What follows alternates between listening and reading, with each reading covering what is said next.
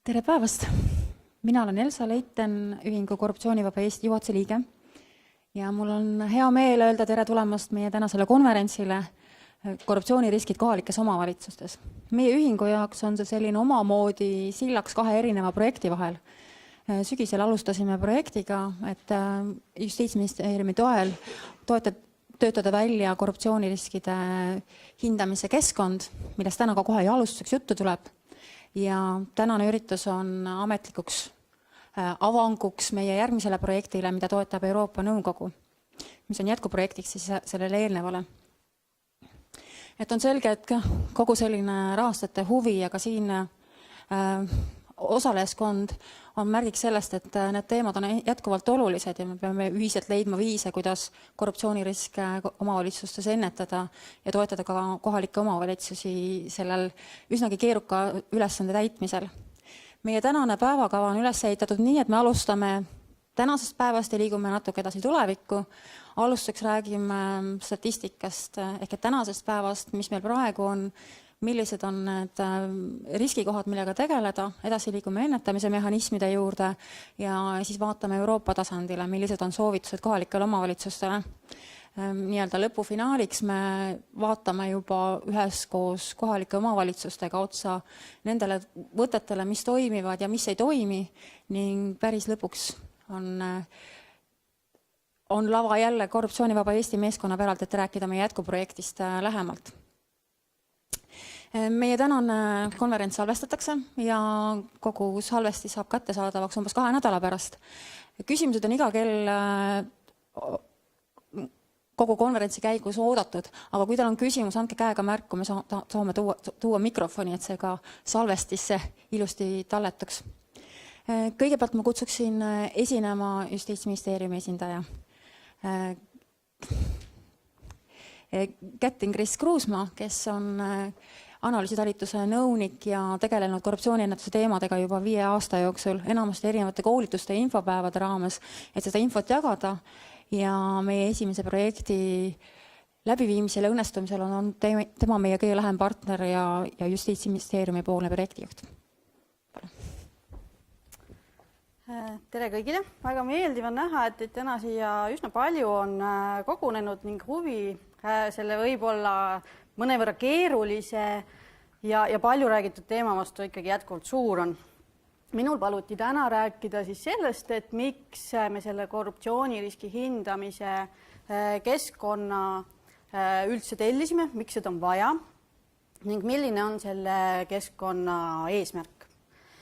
Et kõik ausalt ära rääkida, tuleks alustada päris algusest. Ehk siis miks üldse selline mõte meil tekkis ja miks see siis päädis selle sama keskkonnaga. Et ma pean tunnistama, et ma ei ole seda keskkonda veel näinud. Et kohe peaks valmima, et ma teile sisuliselt seda veel võib-olla tutvustada ei oska, aga seda teeb siis päeva teises pooles Korruptsioonivaba Eesti ise. Korruptsiooni ennetamine kohaliks omavalitsusest on Justiitsministeeriumi jaoks olnud oluline teema juba mõnda aega. Kuna kohalikke omavalitsusi on palju, jah tõesti on neid palju vähem kui veel mõni aasta tagasi, siis on meile alati muret valmistanud see, kuidas jõuda kõigi kohalike omavalitsusteni. Kuidas viia oma sõnum ja head praktikat Ruhnust Narva-Jõesuuni. Et see on see küsimus, millega me oleme tegelikult ja millega me tegeleme pidevalt. Korruptsiooni teadlikkuse tõstmine on üks eesmärke ka Vabariigi Valitsuse korruptsioonivastases strateegias. Ja viimasel 6 aastal me oleme seda eesmärki püüdnud siis täita erinevates sihtgruppides, kõigile isemoodi. Kohalikele omavalitsustele näeb see strateegia ka mitmeid tegevusi ette, et millest mõned on tänaseks juba tehtud, näiteks sisekontrolli juhis Rahandusministeeriumi eestvedamisel ja mõned on veel tegemisel. Ma julgen öelda, et selged reeglid on hea viis läbipaistvuse suurendamine kohalikes omavalitsustes ning hea abivahend korruptsioonivaba keskkonna loomiseks. Aga nüüd siis kõigest lähemalt, kus ma ei näe seda oma siin on teine ettekanne või ainult siit, okei, väga hea. Et pisut üldisest statistikast, et eelmisel aastal registreeriti Eestis 378 korruptsioonikuritegu. Erinevatel aastatel see arv kõigub, vaatan, kas ma nii, kas saab? Ei näita. Et põhimõtteliselt see must joon siis näitab registreeritud korruptsioonikuritegude arvu, et seda kõikumist on siit siis ka üsna hästi näha.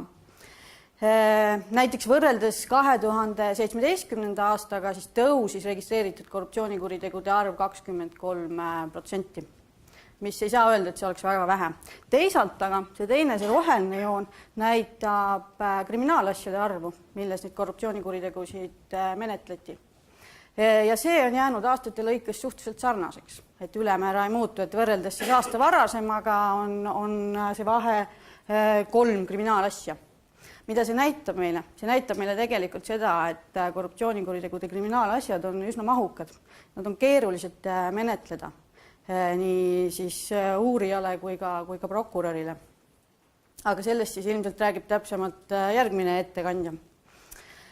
Nii palju siis nendest kuritegude üldarvust veel, et kindlasti kõik need kuriteod ei jõua kohtulahendini. Et osad neist lõpetatakse varem, sest ehk ei olnudki seal kuritegu. Osad lõpetatakse kokkuleppel enne kohtusse jõudmist, sest võib-olla see süü ei olnudki ülemäära suur. Nüüd aga kohalikest omavalitsustest. Et kohalikest omavalitsustest oli 378 kuriteost siis seotud 56 kuritegu.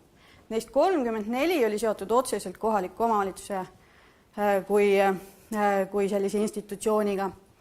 Ja ülejäänud siis olid seotud kohalikule omavalitsustele kuuluvate asutuste või hallatavate asutuste ja äriühingutega.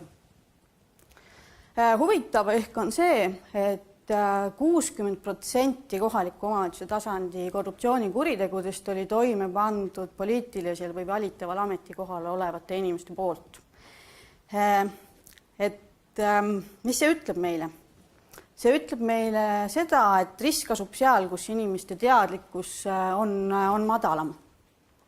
Ka meie korruptsiooniuuring näitab seda, et avalikus sektoris poliitikud eristuvad.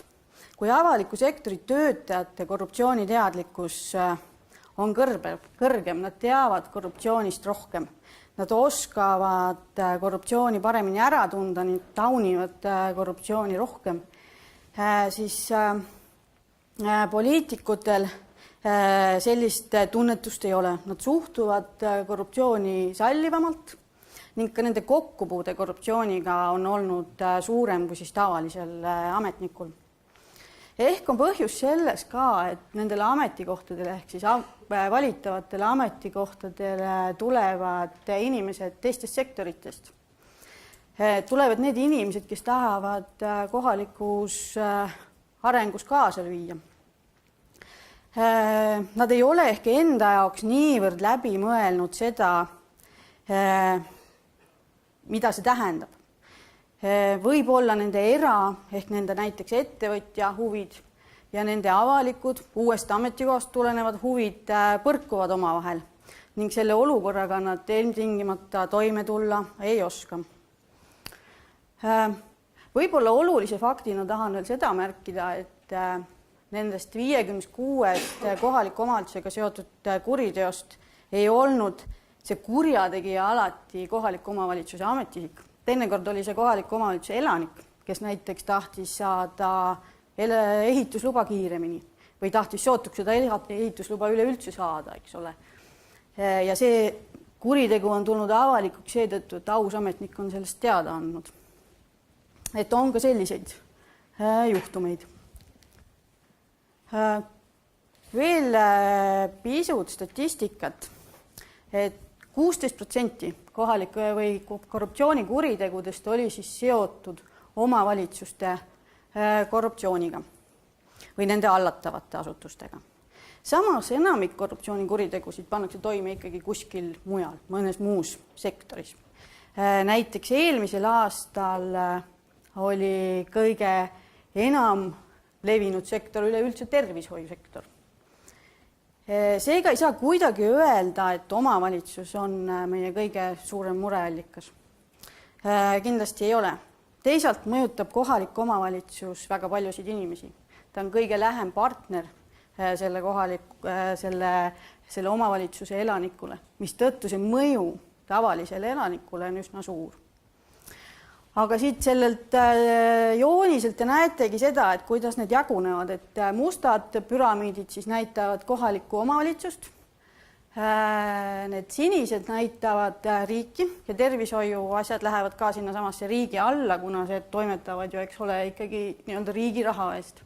Oranžid on erasektori korruptsioonikuriteod ning need 3 ülejäänud püramiidi, siis nende all on kõik ülejäänud, mida ma mujal ei osanud paigutada, ehk tõenäoliselt on need, kus sektorit oli raske määratleda.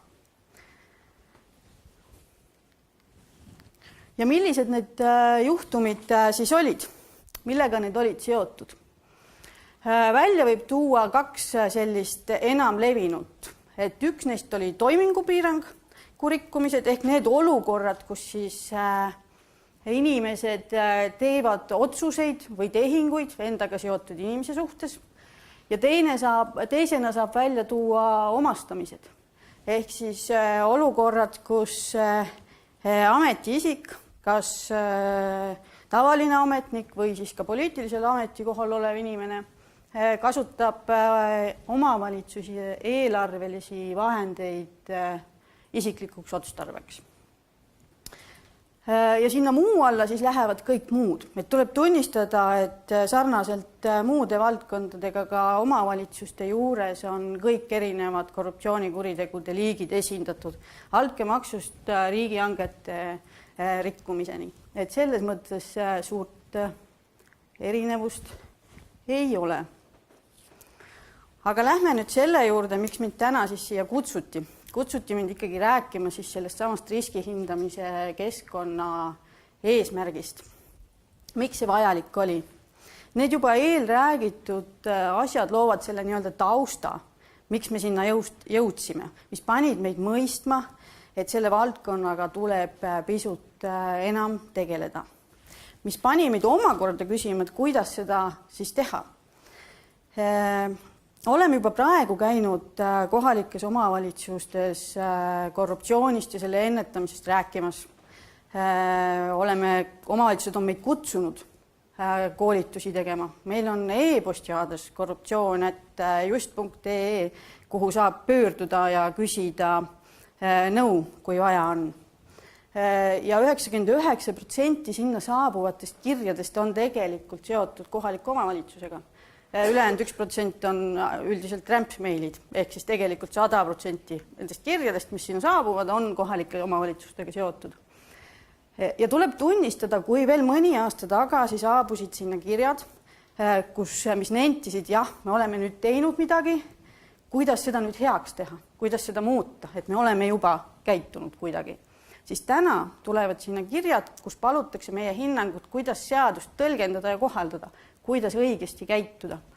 Et mina ütleks, et selles osas on tegelikult toimunud suhteliselt suur progress. Kuid siiski ei jõua igale poole. Ja ikkagi meeldiks meile, kui meie kogukonnad oleksid läbipaistvamad. Seega tahtsime luua sellise tööriistakasti, mille abil saaks tõsta omavalitsustes tegutsevate inimeste teadlikkust. Ja meie plaanid alguses olid üsna suured selle tegemisel. Kuid nagu ikka, elu teeb oma korrektuure, eelkõige teeb seda mitte lihtsalt elu, vaid eelarve ning me jõudsime selleni, et proovime siis teha sellise tööriistakasti või tööriista omavalitsustele, mis aitaks neil oma riske hinnata ja omakorda siis annaks või pakuks välja meetmed nende riskide ennetamiseks.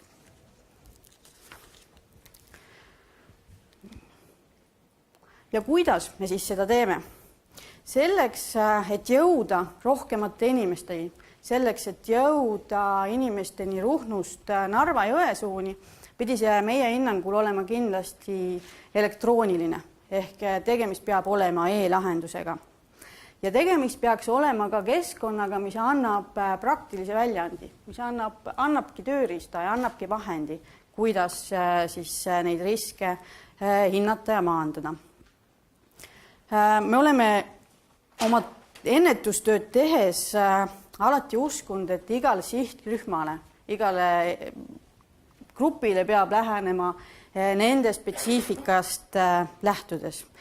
Teha ühesugune abimaterjal näiteks ettevõtjale ja omavalitsusele, siis lõppkokkuvõttes sellest suuremat tolku ei ole, kuna sellel ei ole sellist praktilist tunnetust seal vahel. Sest probleemid ja situatsioonid, millega kokku puututakse, on väga erinevad ja samuti see fookus on väga erinev. Seega oleme me valinud ikkagi sobiva lähenemise igale sihtrühmale eraldi. Ja see võimaldab ka hiljem siis selle töövahendi kasutajal kuidagi suhestuda selle töövahendiga, luua praktilisi seoseid oma igapäevase tööülesannete ja selle info vahel, mis ta sealt saab. Ja hiljem võib-olla siis kasutada ka seda otstarbekalt. Juba mõni aasta tagasi me oleme loonud e-õppematerjali riigile ja kohalikele omavalitsustele kuuluvatele ettevõtete kontrollorganite liikmetele ehk siis juhatuse liikmetele ja nõukogu liikmetele, mida muuhulgas muidugi võivad kasutada ka muud seal ettevõttes töötavad inimesed. Veel mõne aasta varem tegime me õppematerjali ühiskonnaõpetuse õpetajatele, mida nad saaksid kasutada siis ühiskonnaõpetuse tundides korruptsioonist rääkides. Ja viimati valmis meil näiteks meditsiinitudengite eestvõttel õppefilmid tervishoiutöötajatele. Ja samamoodi me siis proovime läheneda ka kohalikele omavalitsustele, aga astume sammu edasi. Enam me ei tegele ainult teadlikkuse tõstmisega, vaid me aitame, või õigemini see keskkond siis aitab tuvastada riskid, vaadata üle järelevalve, auditeerimise probleemid ja lõpuks pakkuda välja siis tegevused, kuidas omavalitsus saab ise oma riskid maandada ja ise oma probleemid lahendada. Seega, ühelt poolt see keskkond ikkagi tõstab teadlikkust, kuid teiselt poolt panustab ta praktiliselt siis organisatsiooni paremaks muutmiseks. Ja kõige viimane nendest punktidest, kuidas, mis on välja toodud, et see on kõigile kasutamiseks, ehk me jõuame ka selleni, et me saame lahendada oma selle kõige suurema pähkli, kuidas jõuda kõigile. Et kõigile on võimalus seda kasutada, kõigile tehakse, kui ma õigesti tean, kasutajad, on nii, et see on jällegi üks samm lähemale sellele, et meie kõigi ühine toimetamisruum muutub ausamaks ja läbipaistvamaks. Aga suur tänu, et te mind kuulasite, soovin teile head konverentsi ja hiljem head riskide hindamist.